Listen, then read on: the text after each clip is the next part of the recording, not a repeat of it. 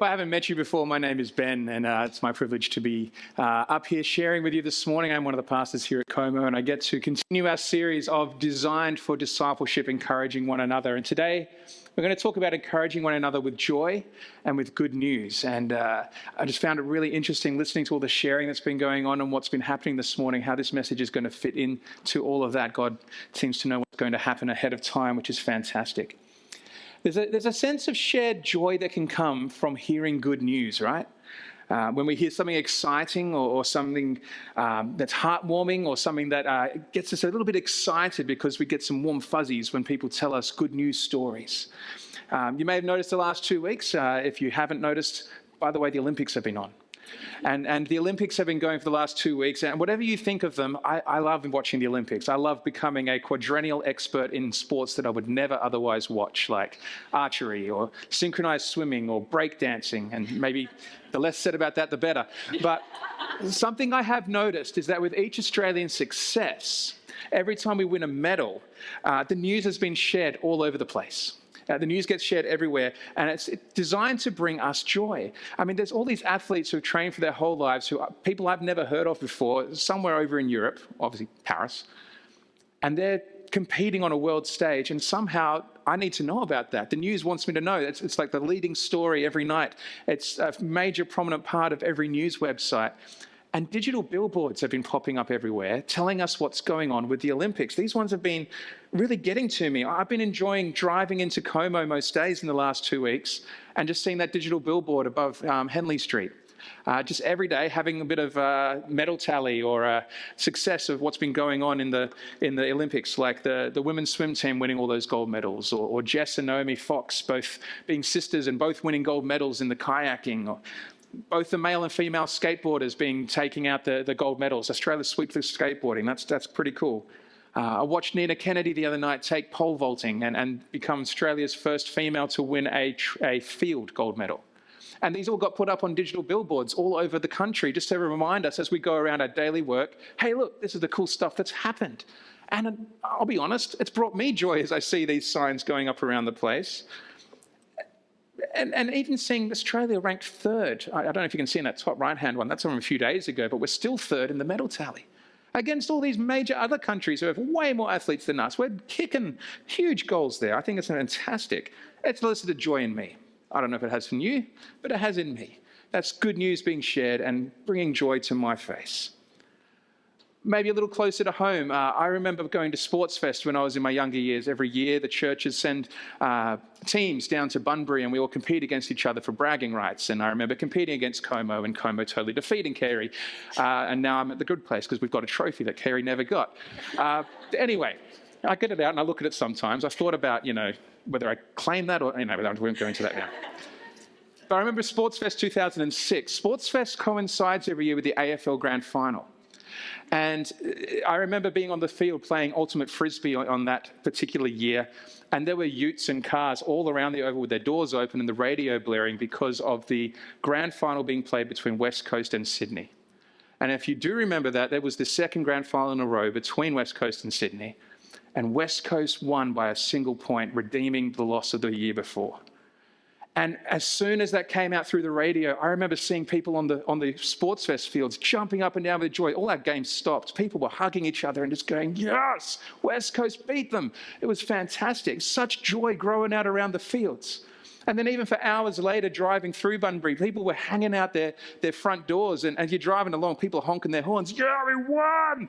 And you'd go into the shops or in the petrol station or the food joints, and people had just got this smile on their face that they couldn't ignore because there was this good news. If you happen to be a West Coast supporter, which a lot of the people down there are, they were excited and they were happy because of this amazing game that they had just witnessed.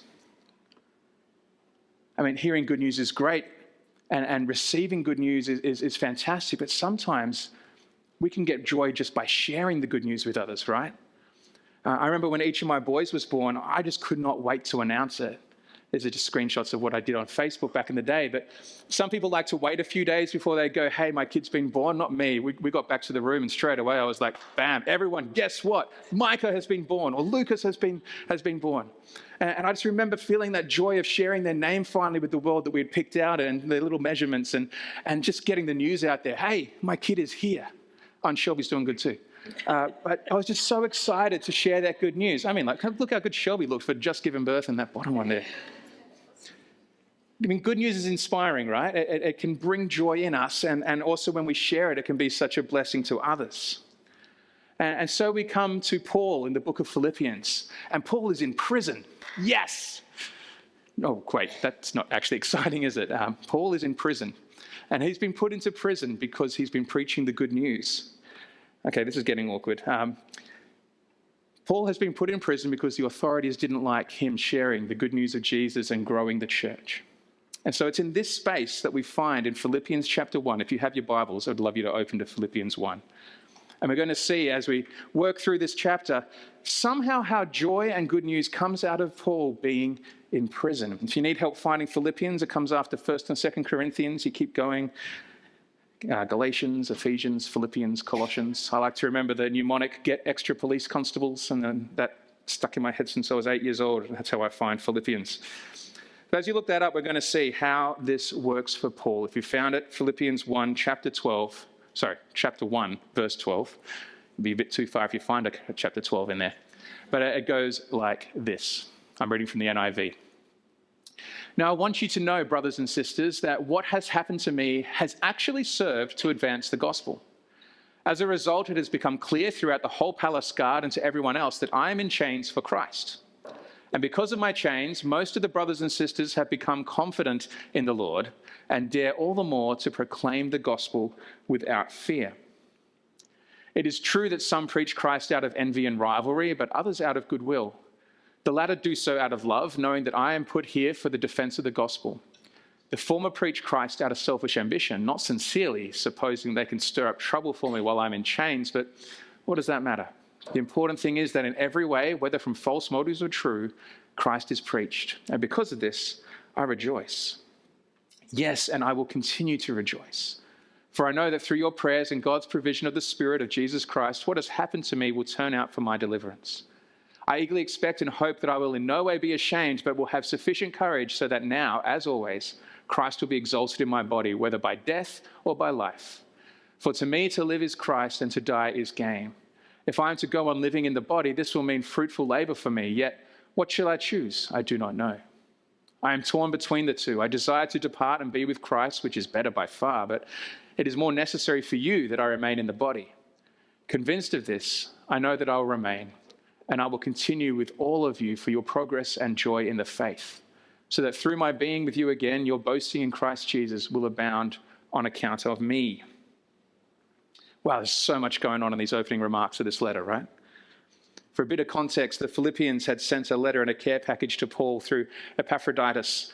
And Epaphroditus returns to the Philippians with a return letter. And they've been excited and eager to hear how Paul is doing, probably expecting to hear him say something like, yes, here I am in a jail cell. Thank you for your gifts and your kind thoughts. They want to know, like, what conditions is he in? How much discomfort are you experiencing? Are you well? Are you upset that you're unable to continue your work of sharing the gospel with the Gentiles? But instead of that, they receive this message that sounds like an excited man, a man who is excited for what is going on.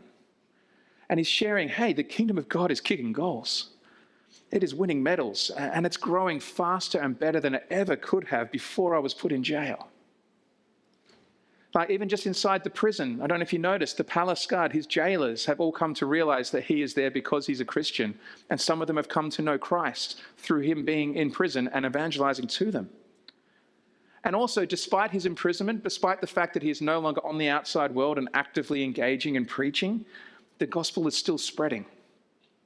Other believers who he knew or who have just heard of him have been inspired by Paul's boldness and his courage to preach to the point of being arrested. And now they are preaching the gospel themselves, now with more courage and fearlessness than they would have had before. It's funny that Paul is saying that because of his imprisonment, rather than other people being discouraged by it, and being stopped from sharing the good news, much like the authorities probably hoped by putting him in prison, it's actually spurred people on. And it's actually backfired on the authorities because now the gospel is being spread and shared with more boldness than they had before. Paul is telling the Philippians, hey, you don't need to be concerned for my situation because somehow I am glad for it. Despite what Paul is going through, God is using this situation for his purposes, and that's bringing Paul joy. And the way Paul finds joy in that is this theological example for us to notice that whatever circumstances that we face, even difficult or threatening ones, there are ways that we can still find joy in the Lord.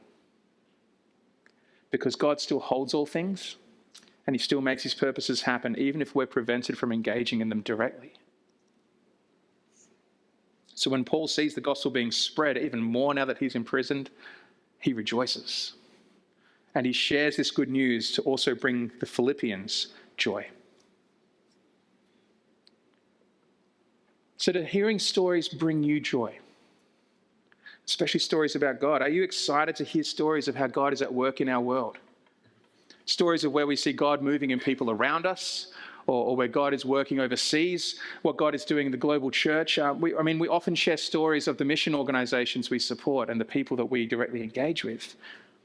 For example, the Stricklands were here just last week, sharing about their work with the Bible translating in Central Australia, and they shared some of their good news, which inspired us. Or we hear often about Khalil and Zira's television programs sharing the good news into Afghanistan. And when I got to go see them recently where they're making those programs, I was inspired by the work that's going on there and hearing the impact that it's having. That inspired joy in me. Or when we talk about Every Daughter Matters rescuing people from being human trafficked in Nepal, the way that we see those girls' lives being transformed and turned around, if that's not bringing us joy, there's probably something wrong going on. I assume these stories inspire you too. Our faith promise attests to that. Sharing stories of where God is at work helps inspire us. Or maybe local stories of people you know inspire you in other ways as well. Like last Friday night, there was a whole bunch of young people who gathered together to hear from Baptist World Aid. Youth groups had a combined youth night. And at that place, they all got to hear about the work of Baptist World Aid and to hear how they, as teenagers, just at school, can help share the good news of Jesus and how that can inspire them to take part in the global work of what God is doing, perhaps through Baptist World Aid. Events like this were inspirational for 4 Year 11 girls who were at this event as well. And these 4 Year 11 girls, when they were in Year 8, so they've been doing this for 3 years now, were inspired by what they could do to help their fellow teenagers at school engage in the work of God. I mean, they feel like, hey, we're just in Year 8, we're just at school, what on earth could we do? But they found and came across the ethical fashion guide. And they went, you know what, if we can actually help make an impact just by the clothes that we buy, well, that's a way that we can get engaged. And they started sharing that news with the people in their school, and the word about that spread. And then they went, oh, we can't stop here. And they learned about Better World Gifts, which is something we do here as well. And they started selling Better World Gifts at lunchtime to their school friends because they were like, hey, we could use this as a way to fund what Baptist World Aid is doing and the impact that it's having in impoverished people around the world. And they were just raising the awareness amongst their peers. I mean, can you hear the joy coming out of me as I'm remembering the story of watching what these young girls had done? And over, they've been finding new ways to engage in this and helping their fellow friends, their schoolmates, engage in how they can impact the world for Jesus. It brings me joy when I think of stories like that. And this teaches me something about the nature of joy. Where does joy come from? Where is joy found? It's not just a delight that comes from being satisfied in whatever is going on inside me, about things going my way. I think we all know this sort of stuff, right? I mean, when I achieve a goal, that feels good. When I find that I'm buying something new, that feels great. But if we confuse the dopamine hit that comes from achieving goals and buying new things or eating yummy food with joy, if we mix those things up, we're only ever going to be chasing the next new thing. Instead, long-lasting true joy comes from outside of us, from a settled peace that comes from the gospel, from understanding that God has everything in hand. And that peace and that joy, which can only come from God, is what lets us be at peace in our circumstances. It's what lets us find joy, even in the most dire of situations that we could find ourselves in the midst of trials, in the midst of pain, in the midst of suffering. It's what let Paul rejoice from his prison cell. Unable to do what God had called him to do, but still seeing God is at work and I can find joy in him. Later on in Philippians in chapter 4, Paul tells us that he's actually found the secret to make this work. He's found the secret, so I'm going to share it with you as well. And he says this, I have learned to be content, whatever the circumstances. I know what it is to be in need, and I know what it is to have plenty. I have learned the secret of being content in any and every situation, whether well-fed or hungry, whether living in plenty or in want. I can do all this through him who gives me strength. Paul has found the secret of being content, even in times of hunger, in times of ongoing pain, in times of depression, or times of going without, yet he's also feeling that same sense of contentment in times of abundance and prosperity and things going his way. It's not dependent on his circumstances, it's dependent on his God. His faith in God, his trust in God's sovereignty, his joy in the gospel message, his trust of God's promises and his plans. If we only find joy in the good times and in the affluent situations, or whenever things are going right, then it's like only ever finding joy in the icing of a cake. And if the joy is only in the icing of the cake, it can come and go, depending what kind of situation we're in. But if our joy is baked into the actual cake, it's not going to matter if the icing is chocolate or jam or buttercream or marzipan. Our joy is in the Creator, right? Our joy is in our eternal destination and our relationship with God rather than our circumstances. That kind of joy that thrives in the midst of suffering, it's not based in our circumstances. It comes from the knowledge that God is with us. It comes from knowing that he is present in every single moment of our lives. Now, I'm not saying we should just suck it up and walk around with a fake smile on because that's what a good Christian does. I'm good. No, not at all. Suffering is hard. And in fact, it's made easier when we share it with others and let them help us. But there is a joy that can be found in God that is not dependent on that suffering being taken away. It's a hope and a faith and a trust in God and his word and his promises. But please don't also hear me saying that we should embrace suffering gleefully. Don't go running out going, world, throw it all at me. I'm going to take it because I'll get joy. Now, when I say we can be joyful in our suffering, please don't hear me glorifying it like something that we want to go out and find because it makes us a better person. And I'm also not saying that suffering is a good thing that God sends our way to have some malicious intent about us. No, I'm not trying to say that. Nor am I trying to minimize suffering or saying that faking it till we make it is the way to go. Because when we live in painful circumstances, like pretending it's not happening, it just makes it worse. No, Paul is not happy that he's imprisoned. I can't imagine he's sitting there going, yes, this is what I wanted. He's not glad that he's suffering in loneliness and chains and hunger and probably an expected trial and seeing what's going to come. But he is joyful in the fact that God's work is ongoing, that his God is with him, that he has promise and a hope for his eternity. And all that is still true despite the pain he's in. You see, for Paul, his hope and his joy is Jesus. And we can rejoice because Jesus has delivered us from sin. And we can rejoice because the good news is that Jesus has completed the work of all that and promises our access to the Father and an eternity with him to come. But yet we're also in that now and not yet situation why we still have that freedom from sin and the access to the Father, but that eternity with Christ is still coming. And so maybe part of the joy is rejoicing that we have what we have now, but also we've got something more to come that's going to be even better. Paul kind of gets to that point in verse 21. You might have noticed it as we read. That he says for him, living means he gets to continue serving God and sharing the good news, and in this case, even with his jailers. But if he were to die, he knows he's going to go directly to be with Jesus, which will be far better. So he knows that either way, whatever happens for him, he will be either doing God's will or he'll be with Jesus face to face. For him, that's like a win-win. And so Paul rejoices in God, even though he sits in a prison, even though he's being slandered by his enemies, even though he's being prevented from responding to the lies that are being told about him outside of the prison, or even being prevented from going out and continuing the work of preaching the gospel, that thing that is his whole life mission now.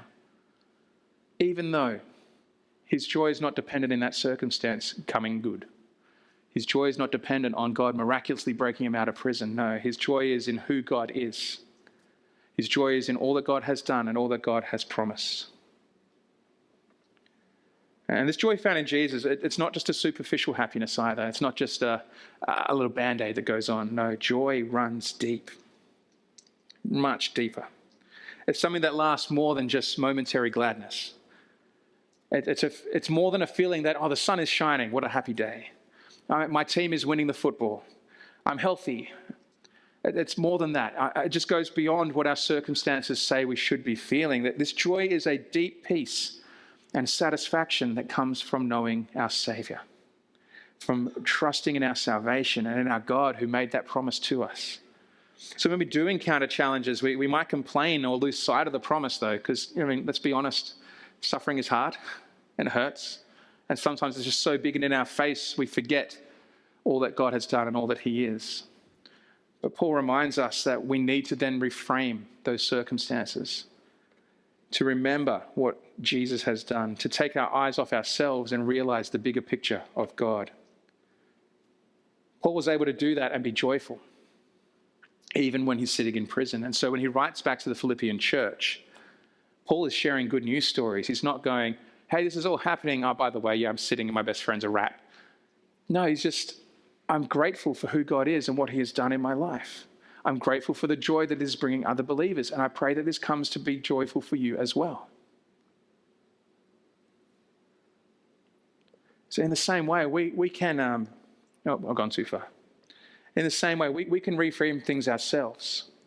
As we face challenges and suffering and circumstances that may not be the greatest, we can reframe things in light of Jesus. And we can share stories with each other of what God is doing in our lives and the lives of people around us and lives of people we know around the world to help inspire each other. We've heard it today as we've shared stories this morning. I was feeling joy welling up as I'm hearing all the stories of people trusting Jesus and going, I know God can heal. I know that God has done this for my life. All these different stories, as we share them with each other, build our joy. And our collective joy as the body of Christ comes from seeing God at work and sharing these stories with each other. From hearing stories of how God is advancing his kingdom or teaching others how to follow him better, or even our own personal story can help inspire the body. There's a few ways God can use our circumstances to inspire joy and advance the kingdom. If you are in suffering, maybe the story of your struggle could inspire someone else who is facing something similar. They might realize they're not alone and that they can see how God can work. Or maybe you found a source of strength in your struggle and found that God has helped you to push forward and to work through what's going on. And maybe you can then inspire others in the same place to understand that same idea, that God can help them as well. Maybe you're able to teach others who are earlier in the path that you are already on and say, hey, I've been on this road. Maybe I can inspire you with the joy God has brought me or the understanding that I've made. God can use what you've been suffering to help inspire others. Don't ever think that your story is not good enough to inspire joy in other people. I've run a little short today because we want to do some discussions. But the two things I would love you to take out of today is this. Consider, where is your joy located? Is your joy found in just those things that only make you happy, or is your joy actually located deeply in God or somewhere else even? And how might you inspire that joy into other people? How might you inspire others to be deeply rooted in God and to see how his faith and his love for us and the way that he helps us and promises to us, how can you inspire someone else through all that to have joy in the Lord as well? When we can find the joy of the Lord in our own circumstance, sharing that with others is just going to be so much more beneficial for the whole body, right? So as you see and hear good news, would you consider encouraging other people by sharing those stories and doing so with the intent to bring that joy out of yourself and into others? I'm going to ask us to just pause for a moment and discuss with the people around us. One of the things we do every month on the second week on Inspire Sharing Sunday is we like to just pause and talk to each other. And rather than just going, hey, sermon done and dusted, but rather go, okay, what thoughts have been going through my head? I'm going to tell the person next to me. And I encourage you to have a conversation that maybe inspires the person next to you with what I've been suggesting today. And if you want some help in prompting some conversation, here's some questions for you that might help your conversation. First question, what kind of stories get you more excited? Is it the stories of God at work, like those missions that we support, or the story of young people getting involved with Jesus, or what God has done in your life? Or is it something that's more self-satisfying and more superficial or immediate, like yesterday's sports scores, or what the Olympics have been doing, or your crisp lawn mowing skills, or something else that you've achieved recently? What is it that gets you excited? And then my second question, while we know the right answer to question one is the God stuff, which one is it really? Are you willing to get vulnerable for a second and work out, which one actually does bring me more joy? Is your joy found in the material things, or is it in the God things? And are you willing to get vulnerable enough to admit that? Maybe it's a combination of the two. I don't know. And maybe question 3, where could you possibly share some good news to inspire others into joy this week? Let's have some time of discussion, and I'll come up and wrap that up in a few minutes' time. Let's share with each other.